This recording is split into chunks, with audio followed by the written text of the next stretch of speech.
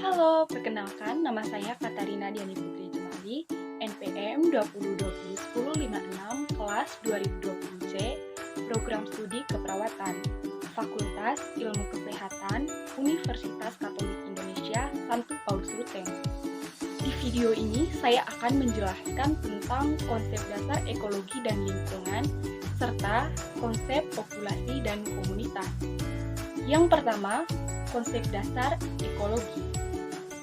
Ernest Haeckel, seorang ilmuwan biologi asal Jerman, pada tahun 1869 pertama kali mengemukakan istilah ekologi. Kata ekologi berasal dari bahasa Yunani, oikos yang berarti rumah atau tempat untuk hidup, dan logos yang berarti ilmu. Sehingga ekologi berarti ilmu yang mengkaji interaksi antar makhluk hidup dan lingkungannya. Adapun pengertian lain dari ekologi yaitu, ekologi adalah ilmu yang mempelajari hubungan saling ketergantungan atau hubungan timbal balik antar makhluk hidup dengan lingkungan tak hidup dalam suatu ekosistem. Prinsip-prinsip ekologi. Yang pertama, interaksi. Interaksi merupakan hubungan tiap-tiap individu akan selalu berhubungan dengan individu lain yang sejenis atau lain jenis, baik individu dalam satu populasinya atau individu-individu dari populasi lain. Yang kedua, keanekaragaman merupakan sebuah hubungan yang beraneka ragam, tidak hanya manusia dengan manusia saja, tapi ada juga tumbuhan, hewan, dan alam yang saling berkaitan. Yang ketiga, kemampuan berkelanjutan merupakan sebuah sistem biologis yang tetap mampu menghidupi keanekaragaman hayati dan produktivitas tanpa batas. Yang keempat, saling ketergantungan merupakan hubungan yang saling membutuhkan satu sama lainnya antara manusia, hewan, tumbuhan, dan makhluk hidup lainnya. Yang kelima, keharmonisan, yaitu adanya hubungan baik antara manusia dan alam, termasuk lingkungannya. Selanjutnya, hubungan ekologi dengan ilmu lainnya. Pertama, hubungan ekologi dengan ilmu alam lainnya yang meliputi ilmu fisika. Ilmu fisika berperan karena dalam ekologi, faktor fisik seperti sinar matahari, perubahan suhu, daya serap tanah, dan hujan selalu terlibat. Ilmu kimia. Ilmu kimia berperan karena dalam ekologi, proses kimia seperti pH, kandungan oksigen terlarut, kandungan unsur-unsur karbon, nitrogen, fosfor merupakan bagian yang penting. Ilmu bumi dan antariksa. Ekologi berkaitan dengan berbagai proses yang dipengaruhi oleh hal-hal atau peristiwa-peristiwa. Misalnya, siang malam, musim kemarau dan musim hujan, gravitasi, endapan aluvial, vulkanik, erosi, abrasi, posisi lokasi tertentu yang menjadi kajian terhadap peta bumi dan kemiringan lahan. Yang kedua, hubungan ekologi dengan ilmu sosial dan humaniora. Kebutuhan manusia akan pangan, sandang, dan papan terus meningkat, baik dalam hal macam maupun jumlah. Maka kondisi ini dapat berakibat pada kualitas lingkungan. Untuk menjaga atau melindungi lingkungan agar tetap terjaga homeostatis, maka diperlukan perangkat peraturan.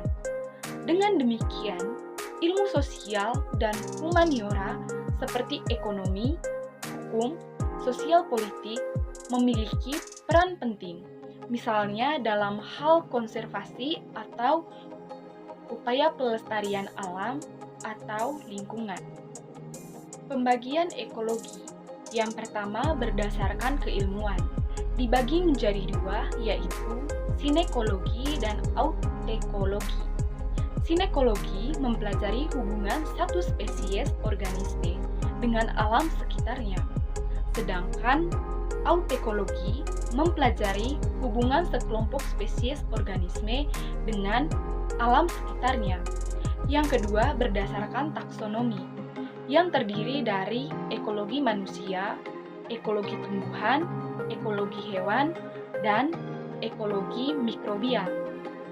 Yang ketiga berdasarkan habitat, yang di dalamnya dibagi lagi menjadi dua kelompok, yaitu ekologi perairan yang terdiri dari ekologi perairan tawar, ekologi laut, ekologi estuarin, kemudian ekologi darat yang terdiri dari ekologi padang rumput, ekologi hujan, dan ekologi pekarangan.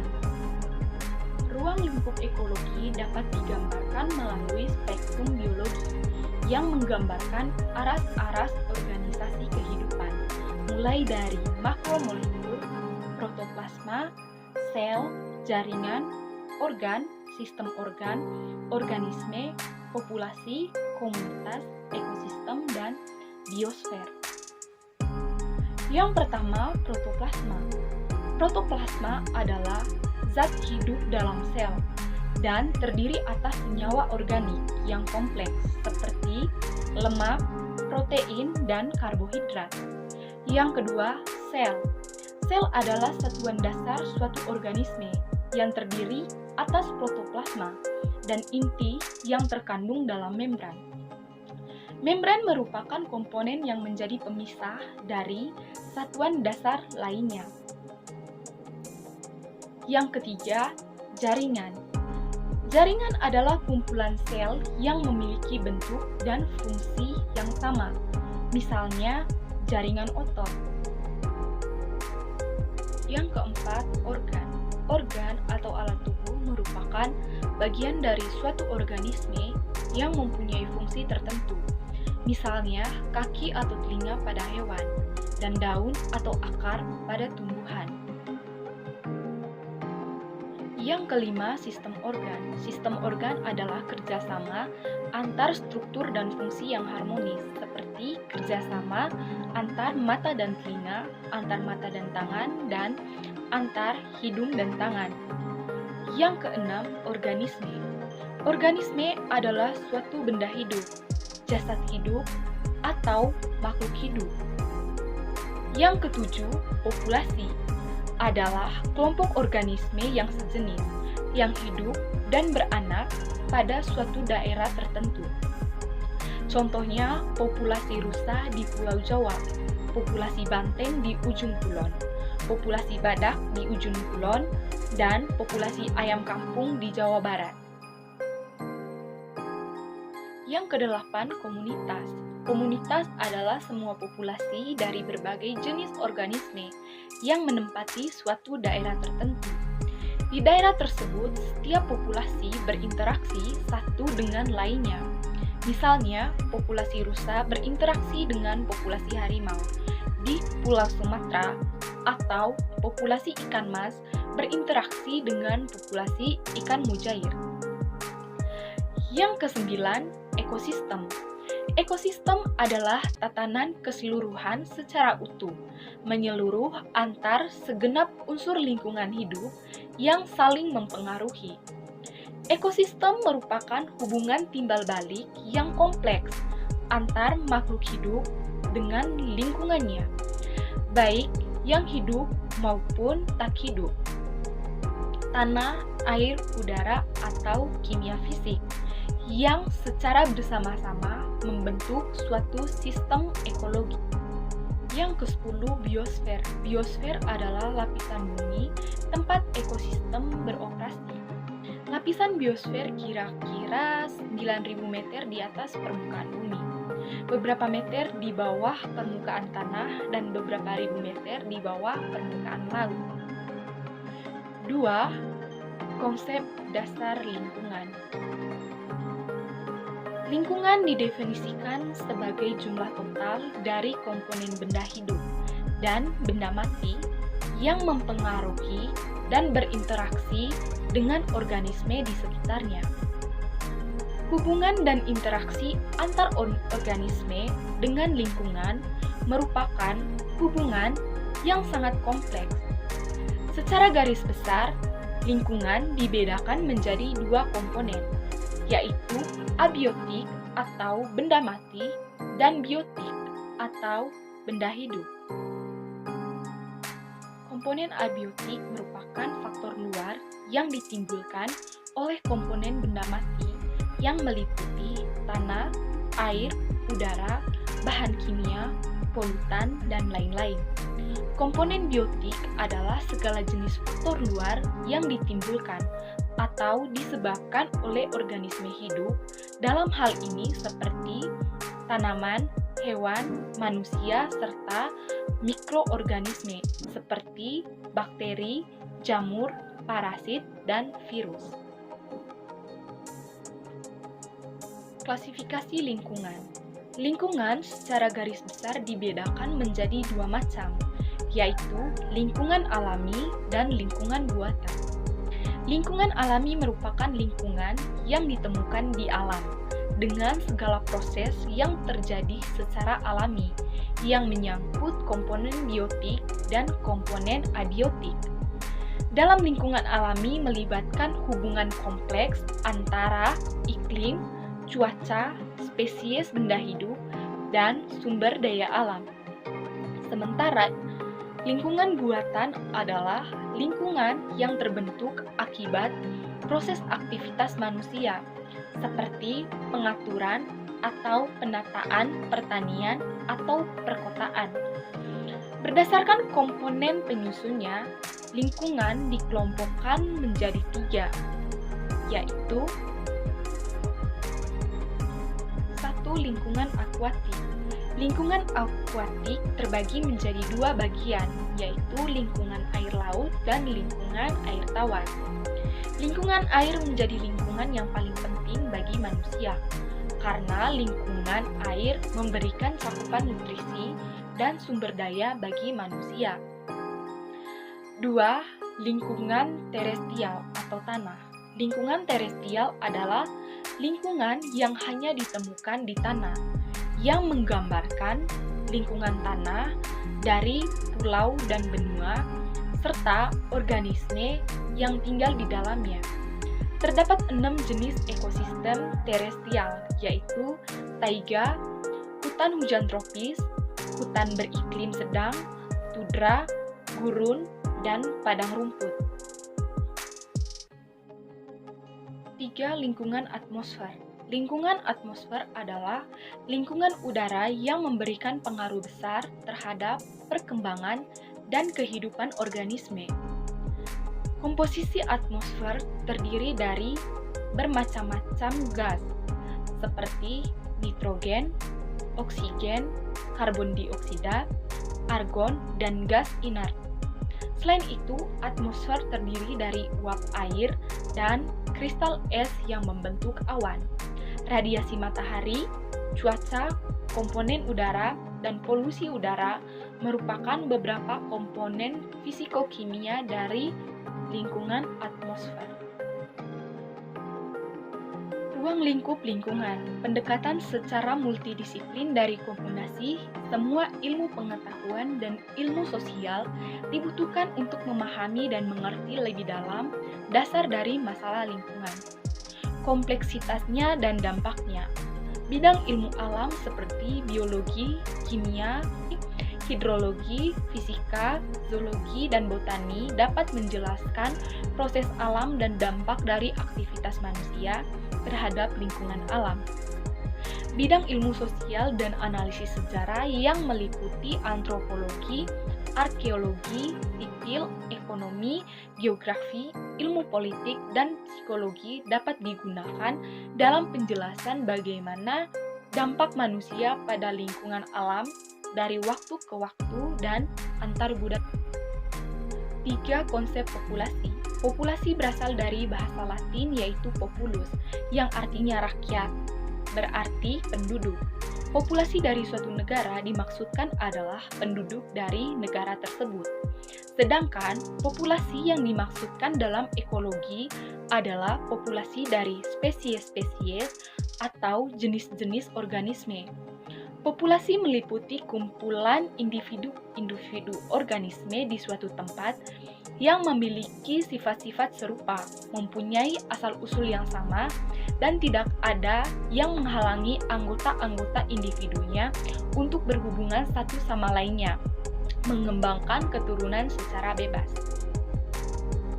Kepadatan populasi dan indeks jumlah relatif. Berdasarkan sifatnya yang unik dan berbeda-beda, sifat masing-masing individu, populasi memiliki ciri-ciri antara lain sebagai berikut. A. Densitas atau kepadatan atau kerapatan.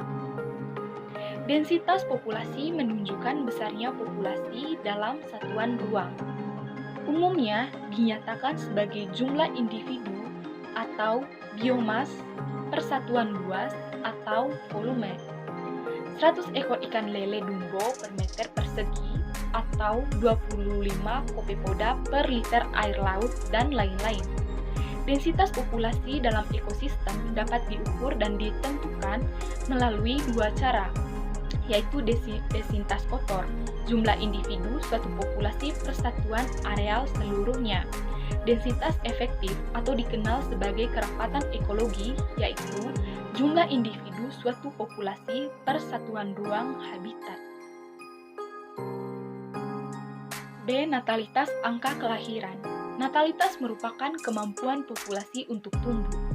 Laju natalitas, laju kelahiran, pada demografi diperoleh dengan kelahiran, menetas atau berkecambah, dan sebagainya. C. Mortalitas. Mortalitas adalah angka kematian dalam populasi. Laju minoritas ialah laju kematian dalam demografi, ialah jumlah individu yang mati pada suatu satuan waktu. D. Penyebaran umur populasi.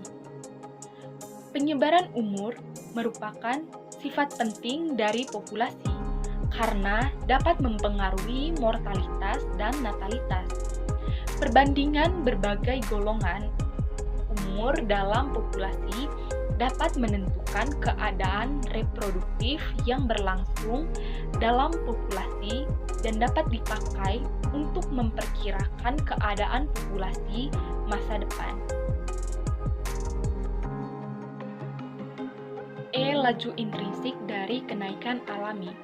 Apabila keadaan lingkungan tidak terbatas, ruang, makanan, dan organisme tidak mempunyai kendala, maka laju pertumbuhan spesifik, yaitu laju pertumbuhan per individu, menjadi konstan dan maksimum, serta karakteristik untuk struktur umum populasi tertentu, dan merupakan indeks tunggal untuk kekuatan pertumbuhan.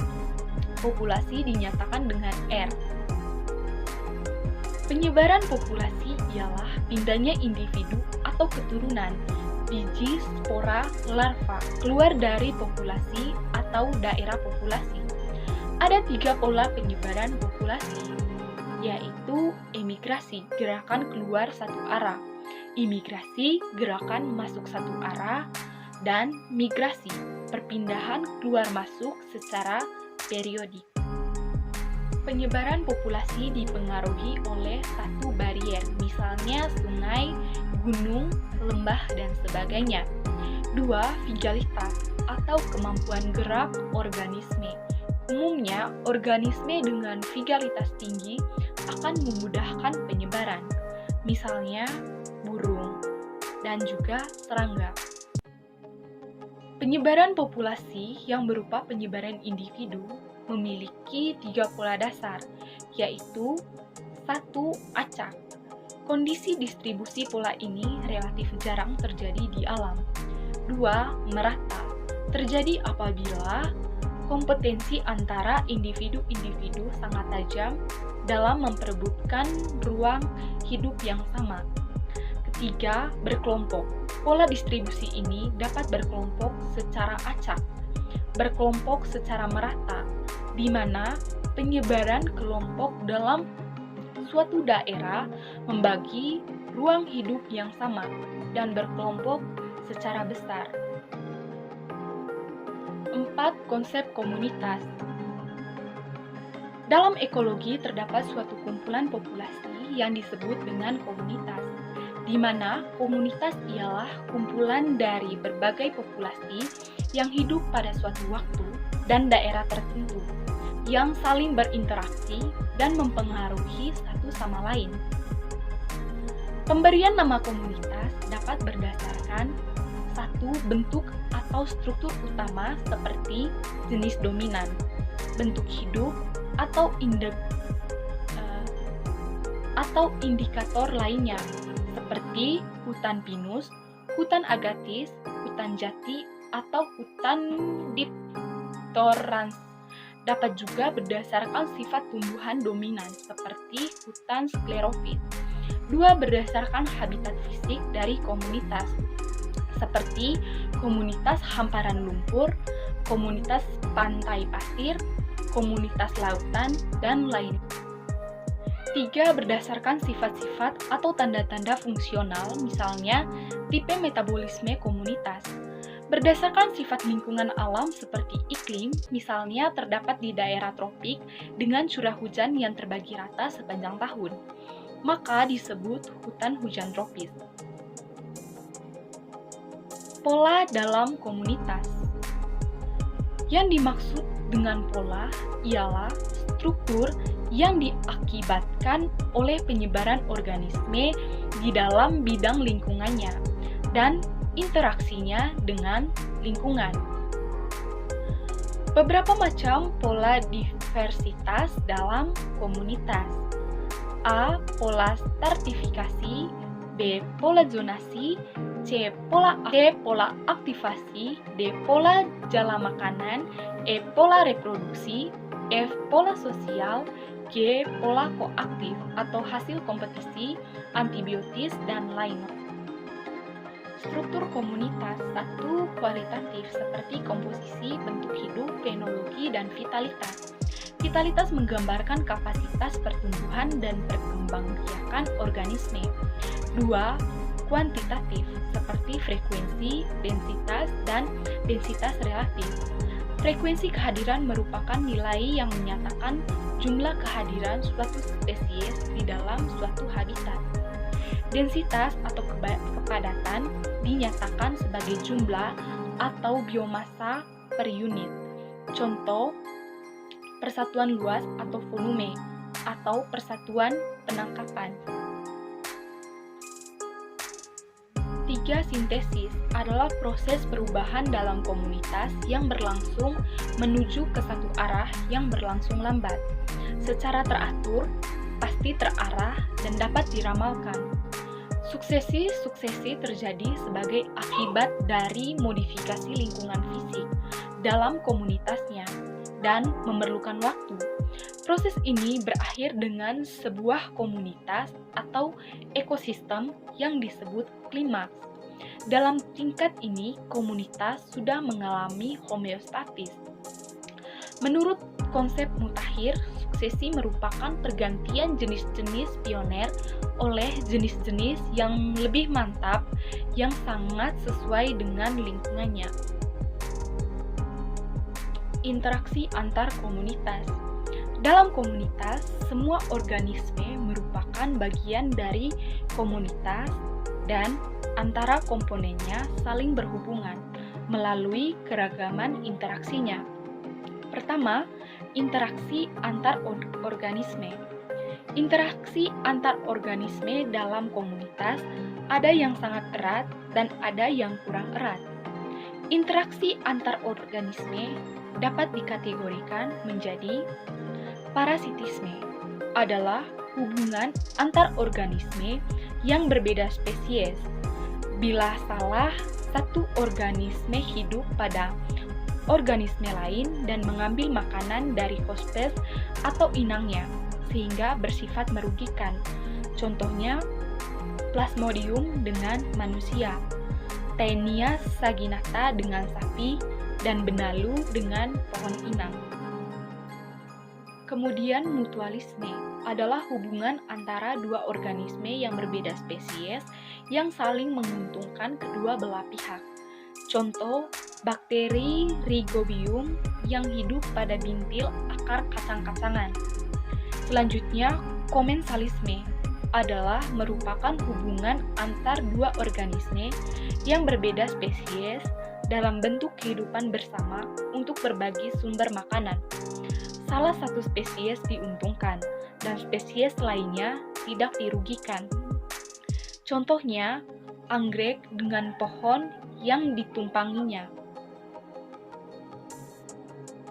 Kedua, interaksi antar populasi. Antara populasi yang satu dengan populasi lain selalu terjadi interaksi secara langsung atau tidak langsung dalam komunitasnya. Contoh interaksi antar populasi adalah sebagai berikut. Alelopati merupakan interaksi antar populasi. Bila populasi yang satu menghasilkan zat yang dapat menghalangi tumbuhnya populasi lain, contohnya di sekitar pohon walnut, jarang ditumbuhi tumbuhan lain karena tumbuhan ini menghasilkan zat yang bersifat toksik. Ketiga, interaksi antar komunitas. Komunitas adalah kumpulan populasi yang berbeda di suatu daerah yang sama dan saling berinteraksi. Contoh komunitas misalnya komunitas sawah dan komunitas sungai. Komunitas sawah disusun oleh bermacam-macam organisme, misalnya padi, belalang, burung, ular, dan gulma. Komunitas sungai terdiri dari ikan, ganggang, zooplankton, fitoplankton, dan dekomposer. Antara komunitas sungai dan sawah terjadi interaksi dalam bentuk peredaran nutrien dari air sungai ke sawah dan peredaran organisme hidup dari kedua komunitas tersebut. Yang keempat, interaksi antar komponen biotik dengan abiotik. Interaksi antara komponen biotik dengan abiotik membentuk ekosistem. Hubungan antara organisme dengan lingkungannya menyebabkan terjadinya aliran energi dalam sistem itu. Selain aliran energi di dalam ekosistem, terdapat juga struktur atau tingkat trofik, keanekaragaman biotik, serta siklus materi. Dengan adanya interaksi-interaksi tersebut, suatu ekosistem dapat mempertahankan keseimbangannya. Pengaturan untuk menjamin terjadinya keseimbangan ini merupakan ciri khas suatu ekosistem. Apabila keseimbangan ini tidak diperoleh, maka akan mendorong terjadinya dinamika perubahan ekosistem untuk mencapai keseimbangan. Demikianlah penjelasan saya mengenai konsep dasar ekologi dan lingkungan, serta konsep populasi dan komunitas. Sekian dan terima kasih.